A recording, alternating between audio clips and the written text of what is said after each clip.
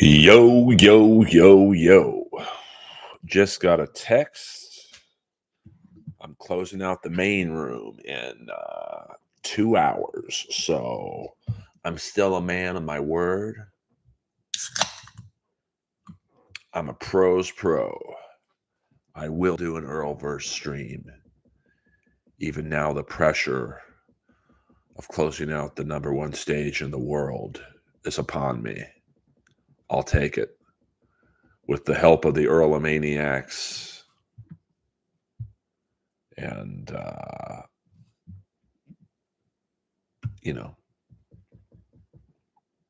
see how it goes. I haven't done a Wednesday night closeout spot in a minute. And I'm sure other people are streaming right now, talking about the same shit. You got to give it to me. This stream talks about stuff nobody else cares about, which explains why there's 4 people in it. But I'd rather have 4 soldiers than a bunch of maniacs super chatting me about the Dabbleverse and the Quadfather, who, by the way, the Quadfather did help me get monetized. So I got nothing but love for the Quad. I'll also be at the Comedy Store Sunday night. Excuse me, in the original room, the smaller room. So you get to see me in my leathers. Nice and tight. Thank you very much. But I'm assuming most of you who listen in the stream are not local. Otherwise, I would say come to the Comedy Store tonight.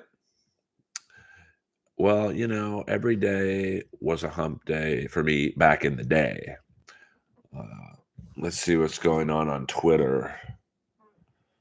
I always like to see what's trending in the world. Maybe there's some late breaking news we can talk about.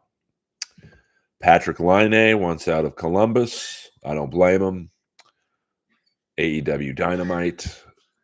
Chandler is trending. I get a little PTSD when I see that name trending. If you know, you know. And Penguins are trending. Celtics and Mavericks. I didn't even know that's who was in the NBA Finals. Has the WNBA season started? No, I'm just kidding. So welcome to the Earlverse Hump Day edition. It's been a good day. Got my vitamin shots. I was going to stay home the rest of the night and watch Vice TV. They got some new show about the Hells Angels. And then I'm going to finish up watching episode 2 of Who Killed WCW. But now, as soon as this stream is over, I must put on my leathers and go to the Comedy Store. What do you think of Macho Man's rap album? It wasn't that bad. You know who actually was a pretty good musician, and you're going to think I'm bullshitting you, is Kamala. Right there. He had a song called Push It, which was allegedly about Pat Patterson having sex with the Brooklyn Brawler in the hotel room next door to him. Well, Grant, I'm not... I've already had this one, I believe. This is a Oxy Shred. Kind of tastes like Pepsi. Hello, T-Gun.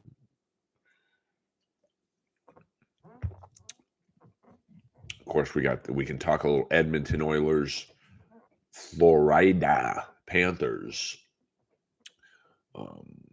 It's game 3 is tomorrow. They are now up in the Great White North in Edmonton. Yeah, Miami Cola Bang is good. Sub John Smith. they're not selling Bang as much anymore. I mean, Celsius is kind of taken over, a Rockstar and Monster. Uh, you know, in every store, Bang seems to be less and less. So I'm not sure what's going on there. I like their watermelon flavor. Strawberries, not bad. They're not the best taste, but I also Bum Energy is really coming on. I mean, their root beer energy drink is unbelievable. Um, and what else? Ghost is kind of coming. Ghost seems to be taking Bang out. And then you've got, obviously Red Bull's the king. Yeah, I mean, Ric Flair drinks a lot. I mean, holy fuck, does he drink? He pounds booze. I mean, when I met him on the Ric Flair roast, I met him about maybe about 2 or 3 in the afternoon, sound check and whatnot. And he did not stop drinking until I said goodnight at about 2 a.m. at Kid Rock's bar Tootsie's. I mean, I never not saw him with a drink in his hand. And he's fucking 75. He was 73 then. At some point, Father Time catches up with everybody. So yeah, C4 is not bad. Um, I'm trying to think. Um, Full Throttle's still around. What up? What up, Drunken Donuts? I mean, he had two miniature heart attacks wrestling Jay Lethal and Andrade, and Jarrett. So like, and Jay Lethal told me the day of the wrestling event, his last match, which was on Sunday, 2 days after the roast. He said, "Man, Rick told me he's not afraid to die tonight." Childbearing hips. I believe you are new to the stream. Welcome, welcome. I had a good time. People still talking about Hackamania, which tells you right there it was probably more successful than what certain people wanted it to be. Was it perfect? No, it was not. But like I said, I gave my night there an A minus, and I did that based on how I was treated. Now, if you're a fan and you watched the stream and you didn't think the sound was good or you didn't think the comedy was good, you might give it an F. Um, there were no bed bugs. That was fake news. Fake news. Which I don't understand why people would say that. Like, I just think that um, people really wanted the show to fail. And hell, I mean, like I said, I didn't do an actual count. I will say when I walked into Wave, that looked to be about, I would guess, 50 to 60 people in the lounge bar area. When I walked into the comedy room, where the bands play, I would say now it was pitch black in there, so there might have been empty seats that I didn't see or whatever. I'd say there's about 100 people in the room. So all told, let's say 150 people were there Friday night. So I mean, I think that's for a first time event. And Vegas is not an easy place to get to. I mean, we all know my travel problems that I had. Driving there from LA, it took me 7 hours basically to go there and back. In terms of who would want Hackamania to fail, plenty of people would, because then they can make fun of Melton. But I just think that it would be much better if it did well, and it did. So next year it gets better and bigger. I mean, I'm sure the first year of Skankfest wasn't, the rousing success that it is, now. Did it seem like Melton was a little light in the loafers? No, I mean, I live in a gay community. I'm the only straight guy in my building. I don't think Melton is gay. And you know what? If he is, who cares? I don't care. Um, so, I mean, I've had people think I'm gay. Well, you live in West Hollywood. You're the only straight guy in your building. I had looked at about 200 condos. And because I don't really dress up um, when I go out shopping, I probably look like I have no money. So the real estate agents wouldn't even like say hello to me. When you go to an open house, you have to sign and give your email and phone number so they can call you and try and sell you the house. No one even asked me to do that. And the guy who sold me this house was awesome. You know, it was, I don't know if I would say he didn't care if I had money or not. I'm sure he did, but like he was very nice. And so I didn't care about the neighborhood or the sexual um, preferences of my neighbors. Rumor is that Melton has a fat back. Any truth to that? I mean, I didn't really body scan him. Um, I don't know, to be honest with you. I mean, he's a big dude. Yeah, I would say he's about 6'5", 6'6", 260. What was the worst medical episode setback you've ever had? Well, that's a little personal, Dylan. Um, I would say skin cancer. No, I had you can't really see it, but I have two scars right here. Yeah, you actually can with a 4K camera. There and there. Um, but uh, it was well, there's no good cancer, but it was the least dangerous basal cell, not melanoma. I mean, you've had people die from skin cancer, so I was very lucky. And outside of that, I would say broken collarbone. And well, no, let me take that back. So I'd go skin cancer, my torn ACL in my right leg, fully rebuilt with a cadaver cartilage. So I have a dead person's ACL in my right leg. Um, and yes, at late shows, I've been really trying to do shows about 6 p.m., but sometimes life gets in the way, and I was planning on doing an even later show, like around 9:30, but then the Comedy Store messaged me, "Can you close out the show at 10:45?" So, I know it's better. Like Kevin, I think part of the reason that MLC is so successful is you guys all know 1 p.m. Kevin, bam. Um, and same thing with Shuley, 6 a.m. Bam. That's 6 a.m. my time. So you'd think I would know what the time differences between here and Alabama. But I think Alabama's 2 hours ahead. So no. I mean, I've had a torn ACL since 1991. So my shot is, I mean, I don't really play anymore just because I'm too busy. But yeah, I mean, at 7 p.m. would be optimal. But, I was stuck in traffic today. So, well, a broken collarbone. Do you know how bad a torn ACL is, bro? I mean, it's probably the most serious injury in all of pro sports. I mean, look at the guy the Pittsburgh Steelers drafted. I think the linebacker, he has no ACL. Because he tore his ACL twice. There's literally nothing they can do the second time. Um, so, glad you're better from the cancer, the skin cancer. Sorry. Um, yeah, I mean, well, I was lucky. I mean, skin cancer is, if you get the dangerous kind, like um, it's no joke. I mean, you can die from it if you like just say, it's just a mole on my nose, and then it grows, and then it spreads like any other cancer. Um, Achilles is bad. I had my brother tore his Achilles. That's pretty brutal.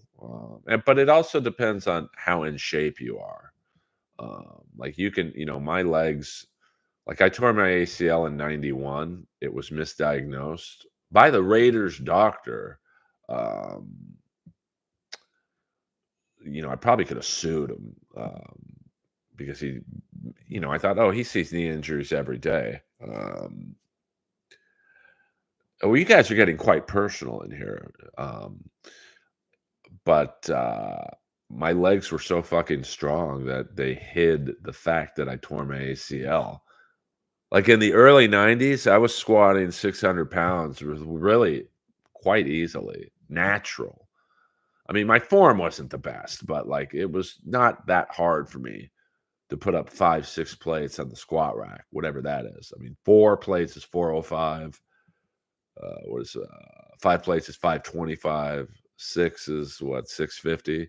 So you know, but then about 2004, I started getting some really sharp, debilitating um, pains in the side of my knee, and I go to Beverly Hills orthopedic Dr. Barry Breaker, and he just looks at me in a more deadpan and monotone delivery than I have.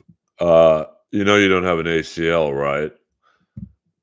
And he showed me a picture of my right leg, in the kneecap area, ACL, the MCLs. It looked like a bowl of spaghetti blew up. Just half ligaments here, tendons gone, bone on bone. Um, but my legs were so fucking strong that for 12 years they carried not having an ACL. Um, the rumors there was an abundance of large mammals at the show. There were some big boys there, no doubt about that. My teeth are real. I had braces for a while. I mean, my teeth aren't the straightest, but they're there's more crookeder out there. Trust me. Yeah, I don't like the flavor of Bang. Even the Miami Cola, I prefer Celsius Cola. Um, Rain is great. Yeah, they've got some good flavors. The melon flavor. Um, DJ, I hate to disappoint you, but Carl's wife was very nice to me. She was quiet. Everyone was cool. Carl was nice. Pat Dixon was good to me. Um, Ray was decent to me. So I know it would be probably a more livelier stream if I sat there and badmouthed people. But as you guys know, I only speak poorly about people who, you know, treat me wrong. I did meet Joey C. He was very well behaved. The complete opposite of what I guess you would say his online persona is. He was very respectful, very nice. His wife was lovely. Tukey was great. You should purchase a helicopter so you can get back to do your show on time. I don't have the money, man.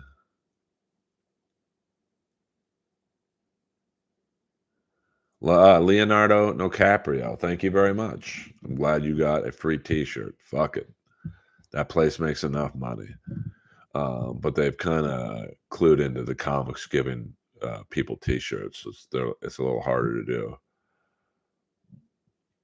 What do you think of Kevin Brennan saying, if glam metal was so good, why did it only take one song to kill it?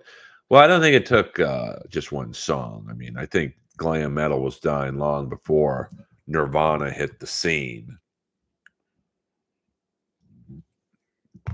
Um, I mean, it was really what killed glam metal was the copycat bands and everyone. Like you had the big three. You had Quiet Riot, Motley Crue, and Rat. And then every LA band was trying to look like those three bands and sound like those three bands. And then you had the second wave of, I'll say Poison, Cinderella, Def Leppard.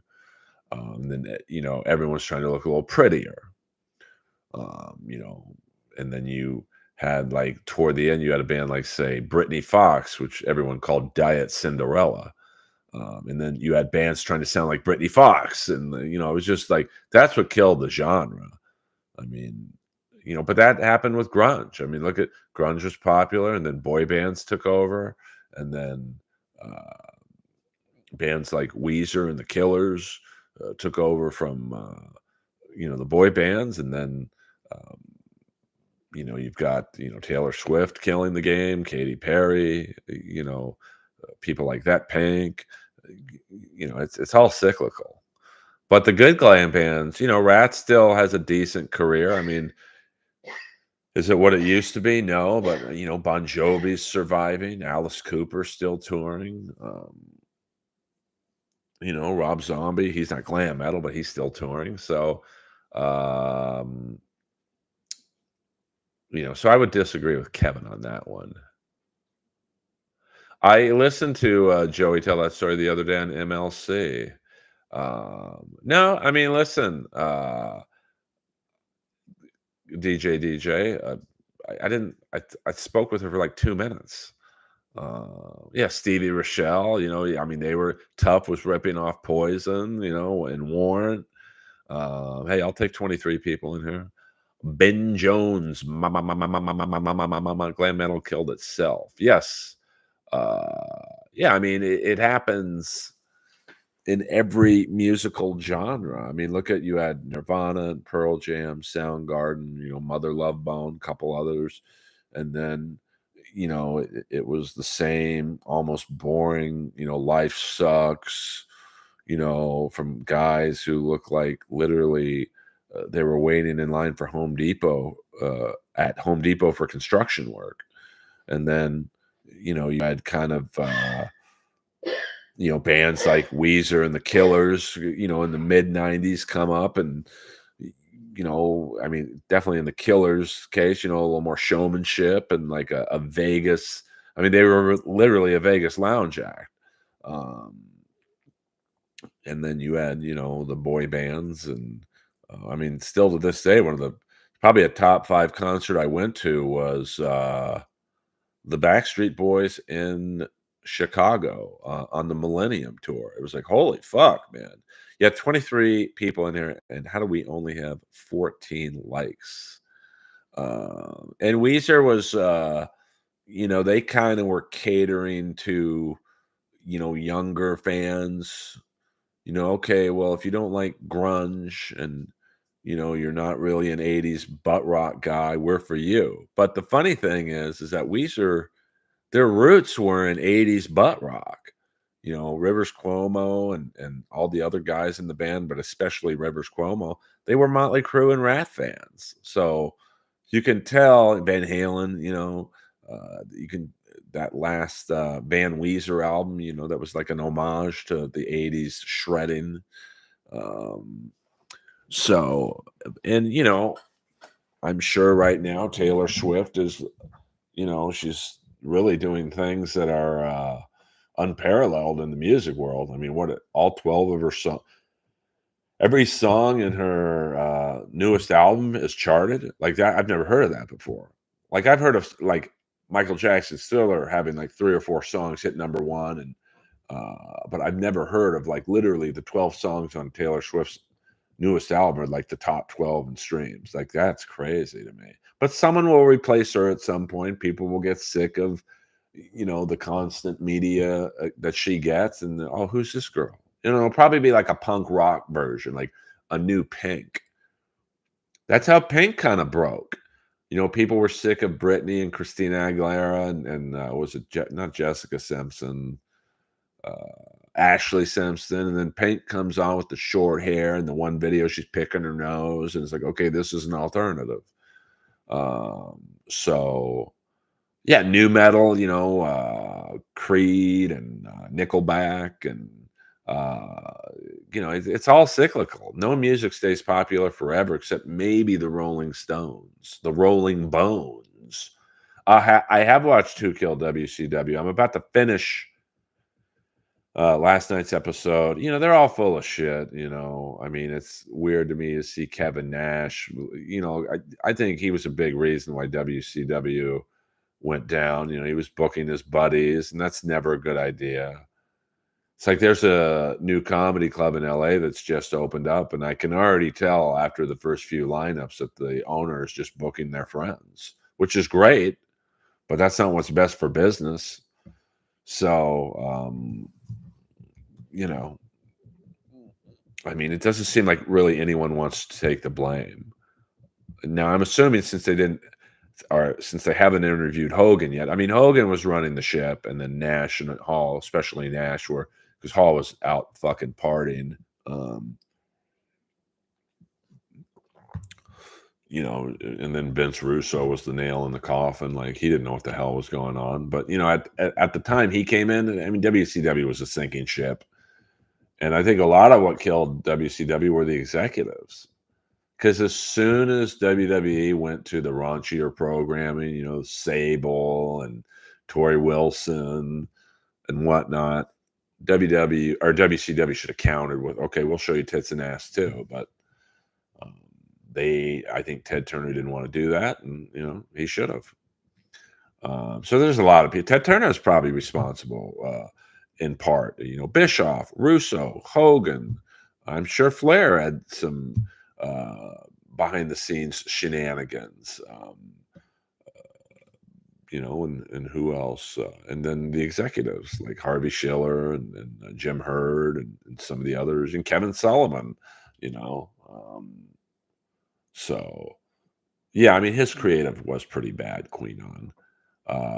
AC/DC, yeah, I mean, well, no, I mean AC/DC, they've never changed their style, but they've definitely dipped in popularity. But that's also because like 3/5 of the band is dead. Like, it's like the Rolling Stones right now. I mean, it will always be the Rolling Stones as long as Keith and Mick are there. I mean, Ron Wood's not an original member. Steve Jordan, I mean, he's a great drummer, top 5 drummer right now, and Daryl the bass player. But it's not. But what are you going to do? I mean, like Charlie Watts and died, so like you know, you just can't have a marionette of Charlie Watts going like that. Um, yeah, I mean, Hall was what channel was that on, Grant Thor? Um, yeah, I mean, Goldberg, I mean, he seemed to be pretty humble about, hey, I probably wasn't ready to be the number one guy, but um, I mean, he was actually wrestling. I don't think he knew it was a work, really. But that's the problem when you take some of these guys who come from like fucking pro football. They're not fake tackling in the NFL, so it's hard for them to turn it off. Um, but I mean, so now he's older, and you could tell in last night's episode from what I saw, he was kind of like, "Hey, I didn't really know what I was doing," but you could tell back then he was probably like, "Fuck it, I know what I'm doing. Leave me alone." Um, Yeah, I mean, Dr. Nova, you're actually right. I mean, I don't think it was one person in particular. You know, it, you know, it probably starts with Ted Turner, and um, going to, I never really realized how much programming they were doing. Um, Thunder was not a great show. I do believe they should have just concentrated on Monday Night Nitro uh,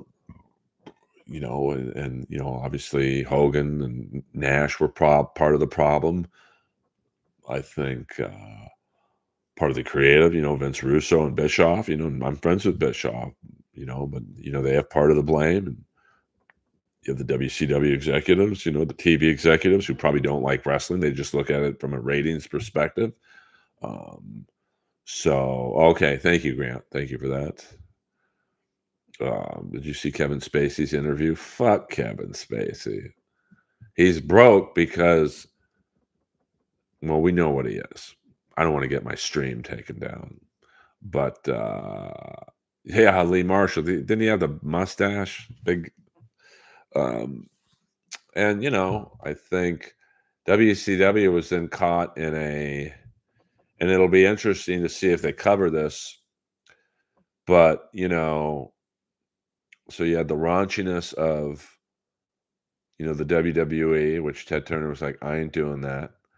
And then you had the extreme violence of ECW. So WCW was kind of caught in the middle there, So when they brought in an ECW guy like Mike Awesome, it was a failure of epic proportions because he couldn't wrestle Tanaka.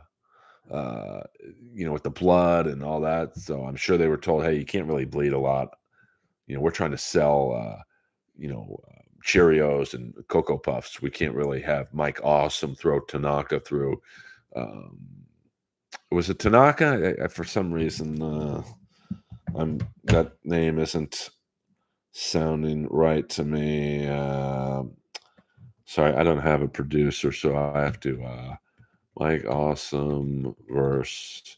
Yes, I was right. Masada Tanaka. So you couldn't just have those guys bleeding all over and then try to sell Cheerios on the next commercial break. So, well, but the Jerry Springer trash was popular. Well, the NW and the creative of making the NWO into a fucking gangbang. I mean, it was only cool when Hall, Nash, and Hogan were in it. It's still the greatest storyline ever. Nobody expected the bad guy to be Hogan. And the reality was, I don't know if WCW knew what was going on because the original pitch was for Sting to be the third party, and then he'd turn on Luger and Macho Man, which would have been cool because Sting's never been a bad guy.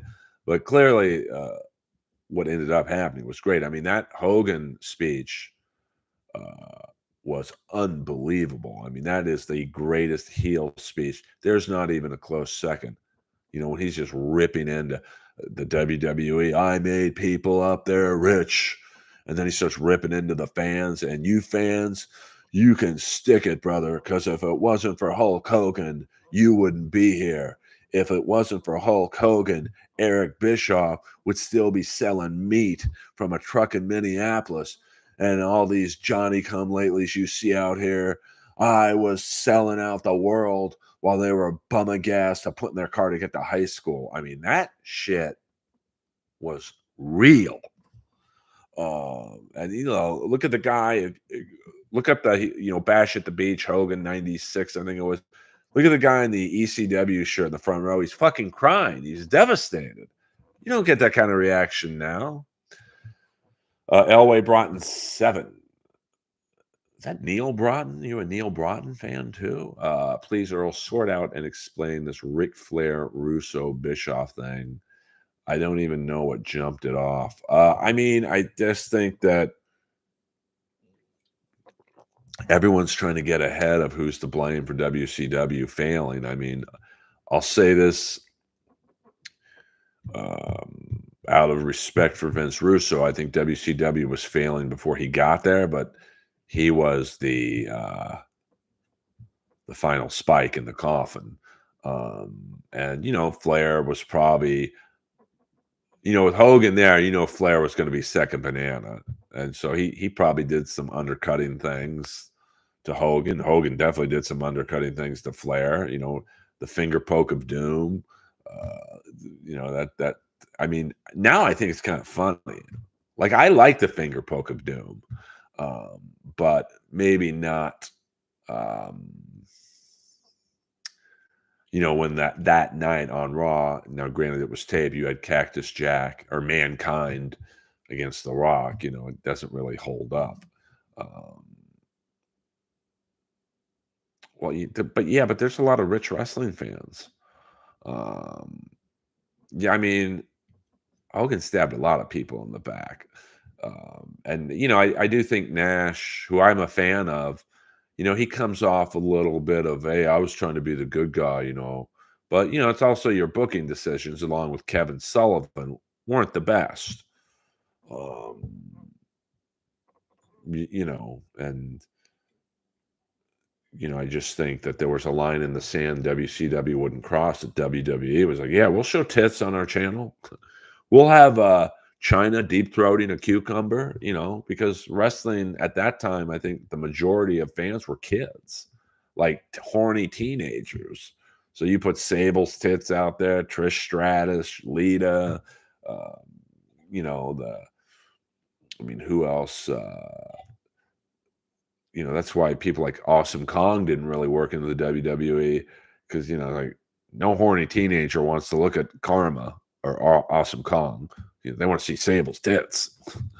And then when WCW kind of tried to do it too late, by having like Major Guns and Gorgeous George, blondes with big tits. It was just too late. The ship had sailed, baby doll.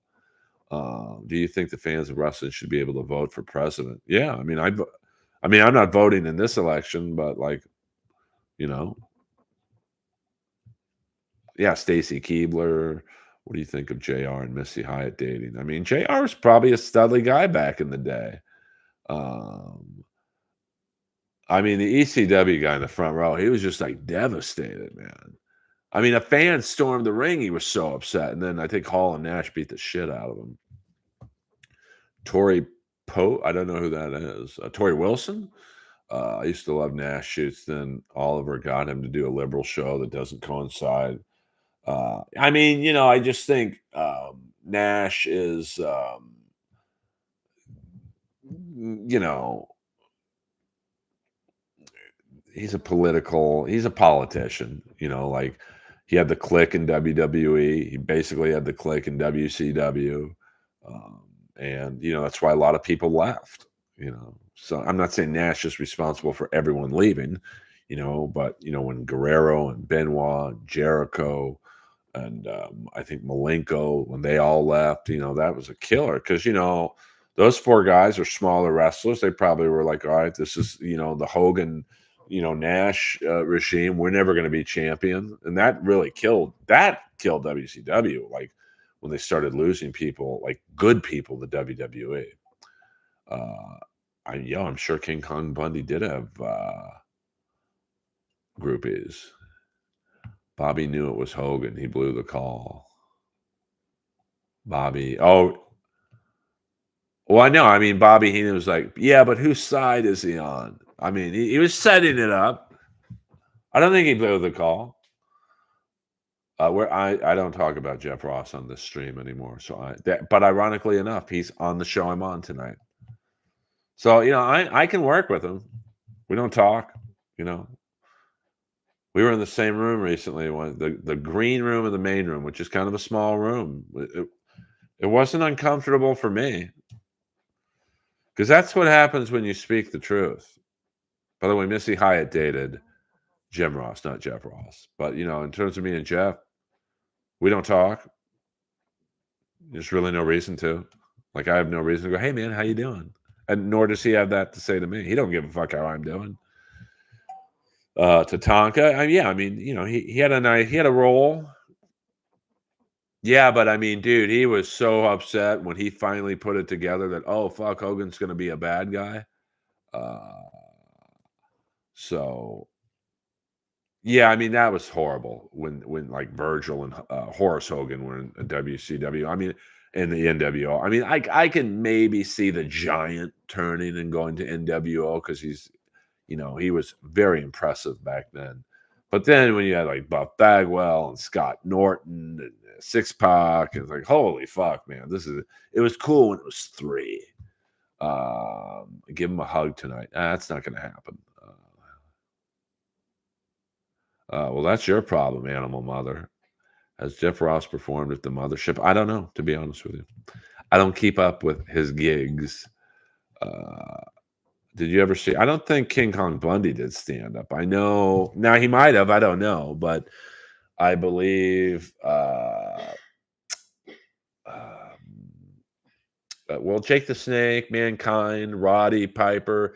They didn't necessarily do stand up, but they did like more spoken word, told stories. Who cares about Jeff Ross? I'm on your side. Well, you guys can like Jeff. Like, I don't. I mean, you know how many mutual friends I have that are friends with both of us? Now, unfortunately, I don't talk to a lot of those people anymore because they've taken his side more or less, and that's fine. And I'm sure if I could dole out low-level writing gigs, they'd be my friend instead. But like, if that's who you want to be friends with over me, fuck it. I heard Ronda Rousey was crying when Seth turned on the Shield. I mean, maybe people get invested in this shit. Well, Animal Mother, I don't know how to answer that. Well, Queen on, I don't tell people in the stream who they can like, who they cannot like. I mean, I tell To the people who talked to us both, I just told them, "Hey, just don't bring them up to me. You know how I feel about them." I don't know, Junior. I mean, the Tom Brady roast was pretty successful, and but I think it was successful because of Hinchcliffe and Nikki Glazer and Andrew Schultz. I mean, you don't really hear anyone say Jeff was great on that. Um, that's a long story, Drunken Donuts. I don't, and I'm sure the people in the stream don't want to hear me rant about that shit again. But basically, if you look at Roast Battle, I was the star of season one, 4-1 on TV, beat Jimmy Carr, beat K. Trevor Wilson, a Canadian legend in Canada, beat Tom Ballard, beat Comedy Central's #1 roast writer, and I never saw the show again. But meanwhile, 3 people I beat got all 3 seasons. So tell me how that makes any sense. And then, for season 3, Jeff just openly lied to me and, said, "Hey, man, there's just no room for you at the haters table," which was my creation. I literally created that part of Roast Battle. He comes up to me the night before season 3 and says, "There's no room for you." I'm like, "Why?" And now I didn't want to be at the haters table anyway.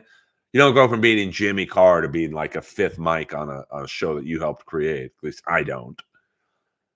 And then someone sent me a clip of season 3, and not only was there someone at the haters table, my replacement, there was a hot girl with him too. So in a 24-hour time frame, I go from hearing there's no room at the haters table, your creation, to 2 people at the fucking table. And then same thing with historical roast, and then I was taken off the roast of Adam Egget via Jeff. So that's the short version. Hope that explains enough.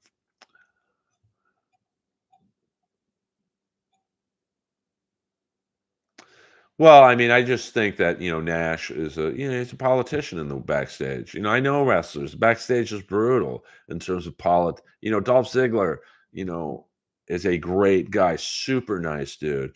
And the way he was like jobbing to Omos at some point, that was Triple H holding him down. Just because Triple H probably looks at Dolph Ziggler and goes, "This guy's a younger me. Fuck him."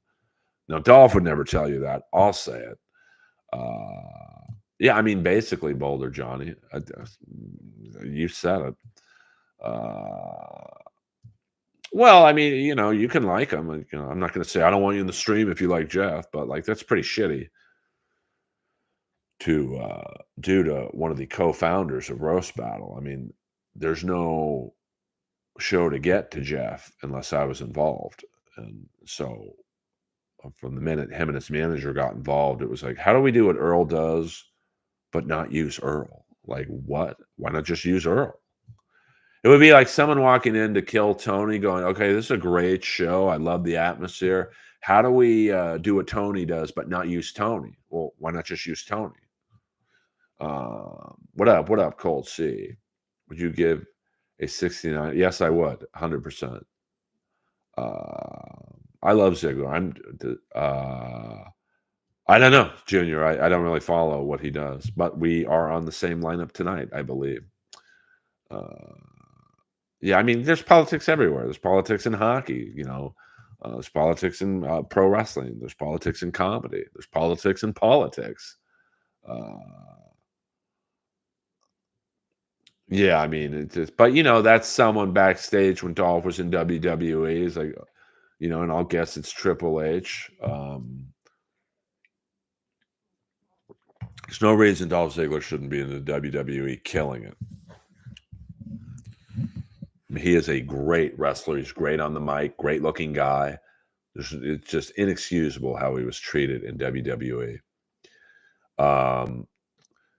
Would I fuck Wendy Richter today? No, I would not. Tomorrow, though, hello, boing. Yeah, I mean, I don't follow what happened to Red Band on Rogan and that, but I see what you're saying. But it's just, Roast Battle And I mean, I don't like talking about it, but like when you guys bring it up, I'll talk about it. But the first year and a half, it was really the battles were horrible. Absolutely, the first year. I mean, in that first year of roast battle, we would have maybe 5 battles a night. 3 would be horrible, like awful. 1 would be pretty bad, and then 1 would be passable. And people weren't coming for the battles, they were coming for what me and Moses would do. Um, oh shit, hold on. Elway Broughton 7, 1999. I was dreaming when I wrote this, so sue me if I go too fast. Diddle, diddle, diddle. Life is just a party, and parties weren't meant to last. Earl, hockey, wrestling, hello.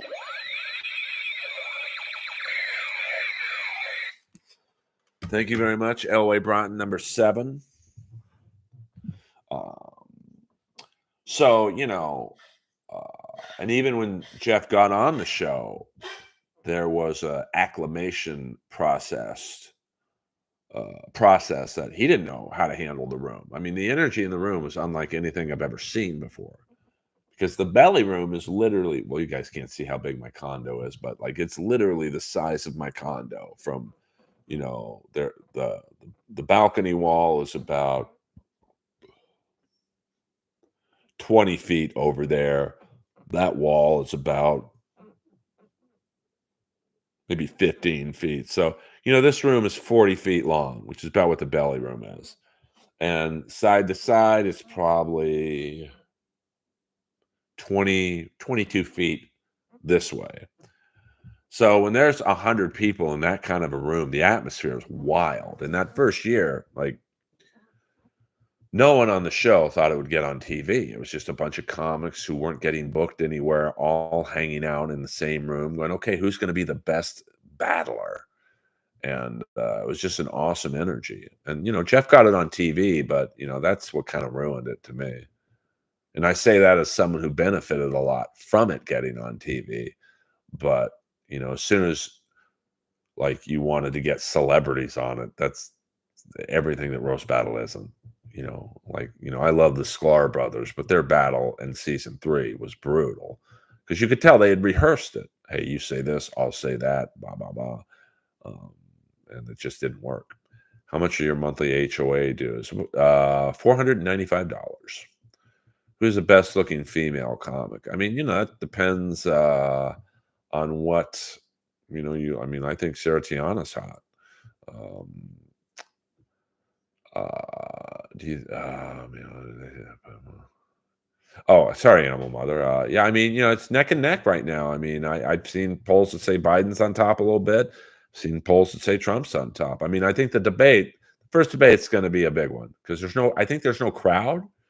Like it's just like a town hall with no people. It's just the moderator. So that plays more to Biden's strength, I think. You want Trump in front of a crowd where you can get some laughs and zingers in. But a zinger when there's no audience, at least that's how I understand it, falls flat. Do you think Zegras gets traded this offseason?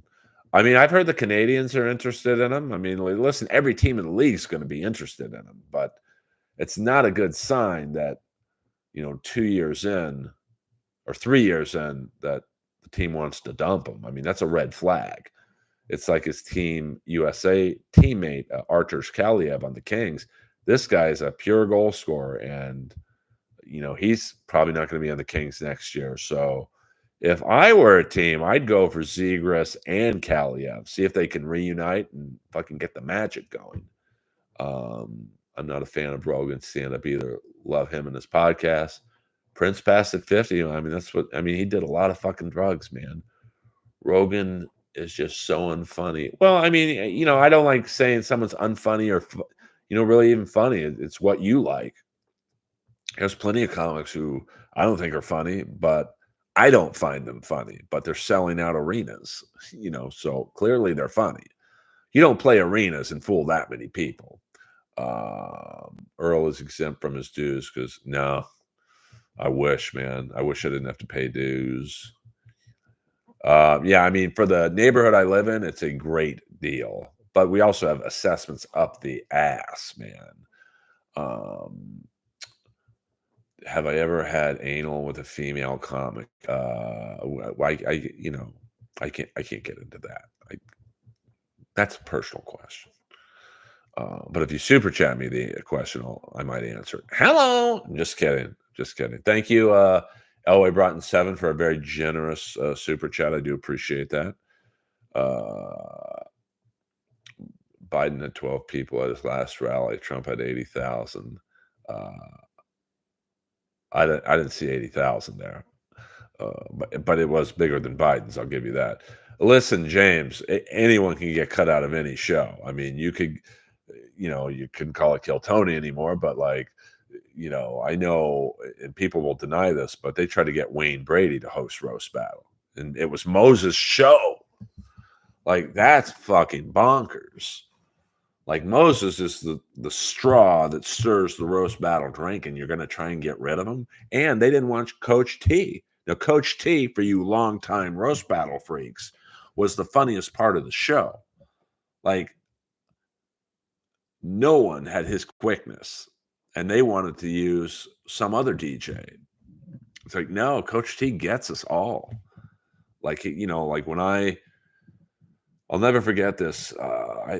There was 2 black comics and Moses on stage. So it's 3 black dudes on stage, and Moses went to me. He said, "Earl, what do you think about the stage?" I'm like, "I feel like I'm watching Boys in the Hood." And 0.2 seconds later, Coach T had the sound effect of Cuba Gooding Jr. going, "Ricky!" Like, I did not tell Coach T to do that. I did not say, "Hey, I'm going to have a Boys in the Hood joke. Have something ready." Like, that's how fucking quick he is.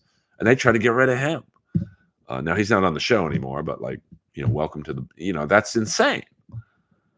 Like, how I didn't get all 3 seasons still blows me away.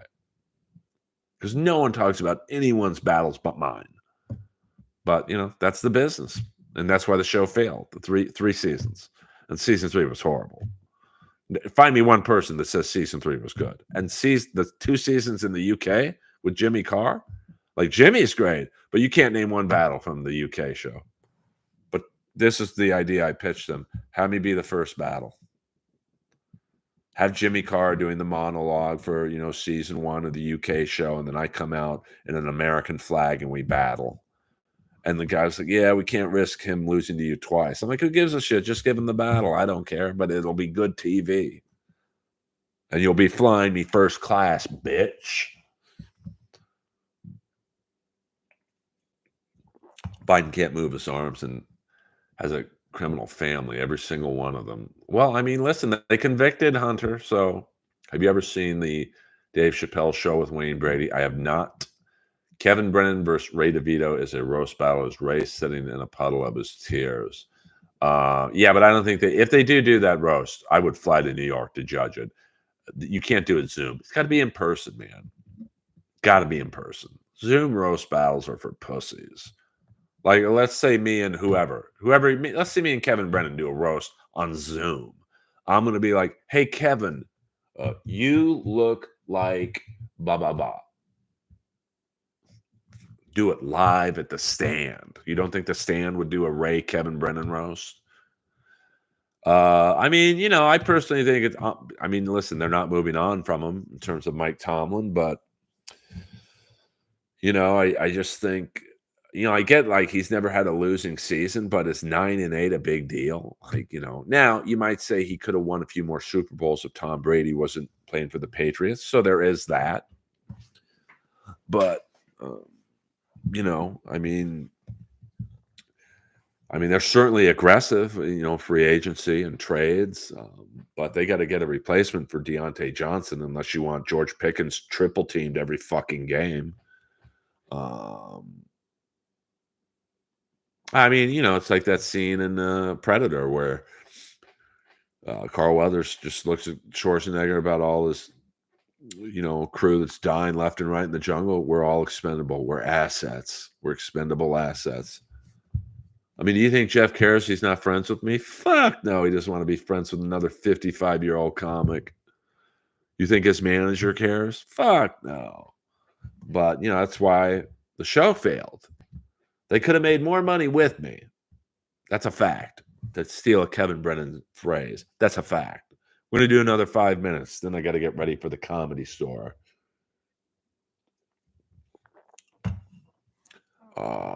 So, I mean, listen, we got him for the next 4 years, I guess. I mean, I'm not really impressed with, he's never had a losing record, because that means the Steelers draft pick wise are always going to be in that, you know, 15 to 30 spot, which is completely useless. Now, am I saying we should tank and get the number one pick? No, but either you got to win Super Bowls or finish dead last. Not that in the middle shit. He's a solid coach, but 100%. And the Steelers are a solid franchise. But I mean, I like the aggressiveness of Khan. Hey, we fucked up with Pickett. He's not the guy. Get rid of him. Get rid of Trubisky. Get rid of Rudolph. We're going to have a whole new quarterbacks room. We're going to get Wilson, Fields, and Wilson. Isn't the guy from the Jets, Wilson? Have you ever had sex with a politician? No, but I've had sex in a politician's house. Boing! My commute to the Comedy Store is less than 5 minutes. Comedy Store is haunted. Would you let AOC give you a golden shower? I'm not really into that kind of stuff, drunken donuts. You guys are getting very personal tonight. Let me thank my tippers before the end of the stream. Elway Broughton 7, thank you very much. $20. That's a very generous tip.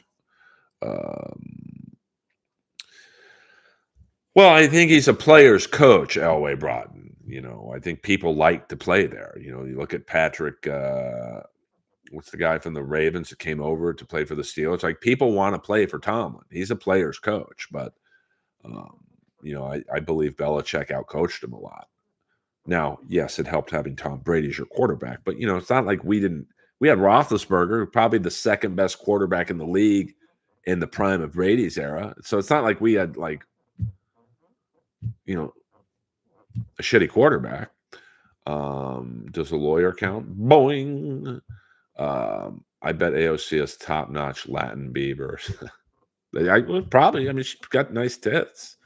Yeah, Queen. I mean, Queen wanted, he left more money, I think, on the table in Baltimore to come play for Pittsburgh. So that's a good sign that your coach can basically steal a guy. But, I mean, it's concerning that we haven't really found a replacement for Deontay Johnson. I mean, he's a bit of a headache, don't get me wrong, but he's a great receiver when he's on. I mean, yeah, he has some drops and whatnot, but you have Deontay Johnson on the other side of the field. You can't double Pickens. Or you can. Johnson's going to be open. Then you got Freiermuth. You got Najee Harris and Warren out of the backfield. Now, I realize that there's still those two receivers on the 49ers. What is it? Ukanuba and the other guy. One of them's probably going to go. But, I think the Niners wanted the Steelers' first-round pick. Breeze or Rodgers? Like, I mean, that's pretty even. Yeah, Ayuk. But who's the other 49ers receiver? There's two receivers, and Brendan Ayuk and who's the big Debo Samuel. I mean, I wouldn't mind either one of those guys opposite Pickens. And then I heard Metcalf in Seattle. I'm sure Russell Wilson would like to have him. But I would say I'd give up next year's number one. I mean, listen, the Steelers are in win now mode, baby dolls. I mean, it's not like Russell Wilson's a spring chicken. Excuse me. But and Fields is, I mean, he's not. I mean, he's young, and Wilson's just a stopgap, the white guy from the Jets. So I would, trade for next year's first round pick. I mean, you got to take advantage of Watt's prime, man. I mean, he's almost like Mike Trout with the Angels. Like, this guy is the best defensive player in the league, man, and you're just wasting his prime years. Um, Bills Super Bowl Keon, no more digs. Drunken Donuts, huh? Let's not be silly. They are not. Oh, I think they are. I absolutely think they are Drunken Donuts. Um, I mean, their best players are older. I mean, listen, Russell Wilson is, he doesn't have very many kicks at the can left, and Cam Hayward's, he's no spring chicken. Um, they're outside of Pickens. In my opinion, their best players are, they got to win now, and Watt's starting to get hurt a lot more. So the clock is ticking. So I believe they are in win now mode. So I wouldn't mind them. Uh, they had a very good draft this year. Most prognosticators pretty much said they had the best draft. So I would trade a first round pick for either Ayuk or Debo and maybe another roster player, whoever that would be. Do you agree TJ is better I mean, it's tough, but I mean TJ Watt, when he's healthy, and JJ was a game changer too, no doubt about that. But if I'm starting a team and you could have either Watt brother in their prime, I go with TJ. Because you got Highsmith on the other side, and it's not like he's a spring chicken, Highsmith. So, Drunken Donuts, they're better players. They have a lot of offensive weapons. I mean, Pickens, Harrison Warren out of the backfield. They probably have the second best pass catching tight end in the league, Fryermuth. Of course, Kelsey being the first. Um, yeah, I mean, Jamar Chase is next level. And Watts or Bosa. I mean, I like Watts, but I'm a Steeler guy. Bosa wouldn't suck to have him. Diggs comes out on third downs and goes to sideline right after. Doesn't keep defensive honest. Fuck him. I don't know enough about him, Elway brought in 7 to be honest. So I mean, if you look at, that's why I think so many people were against Matt Canada when you had last year. Um, the weapons being Deontay Johnson, George Pickens, Calvin Austin in the slot, one of the fastest players in the league. You had Najee Harris and Warren out of the backfield, both very good pass catching running backs. Fryermuth is, in my opinion, the second best pass catching tight end in the league. And you have his protege, that fucking giant dude, Washington, 6'8", 260-pound pass catching tight end. So now I'm talking about last year. They definitely should have scored more with all those weapons. Well, that's why we're in win now mode. I mean, Russell Wilson, you think he came to the Steelers to just warm it up for Justin Fields? He wants to win a Super Bowl. So I would be blown away if they don't get Ayuk or Debo. I would be almost positive that they would try and take Metcalf. So I did not know that. ACDC. Good evening, Nurse Sucks. I have a set at the Comedy Store in an hour, less than an hour, so I can't talk for much longer. Would you date Darren Walters' ex-wife? I don't know who his ex-wife is, to be honest with you. Sorry, Queen On, I didn't see your. The Bears and Texans have the best wide receivers in football. I mean, that's arguably true. I mean, I thought the Steelers did, when they had Johnson. I mean, Pickens is in my opinion, is a top 10 receiver in the league. He's just been in a shitty system with quarterbacks who are struggling in it. But, you have Pickens and Deontay Johnson. Like, that's inexcusable they didn't score more. And with Fryermuth as well. And, that's just unbelievable that they did not score more. So she plays WNBA. I mean, I don't find very many women in the WNBA attractive, to be honest with you. So, I mean, Caitlin Clark's not awful looking, but like the fact that she's considered the babe of the league tells you about the rest of them. Hello. Do you watch the sets after you? I'm usually last. Like tonight, I think I'm last. So I don't watch comedy. I don't watch the sets before me. Thank you, Elway Broughton Seven, and thank you very much for your very generous super chat tip, as William Zoom would say, your tip. No link send me, but Earl Skakel everywhere. Yes. I mean, I'm sure there's some attractive women in the WNBA. Like, I don't watch it, to be honest with you.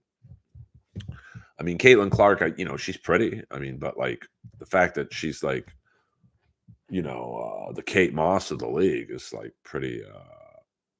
I did not. I recorded it too. I was taking care of some business earlier, so I watched. I think the first segment. I mean, I know Osprey's in the main event, so Osprey and Phoenix. That's a good match.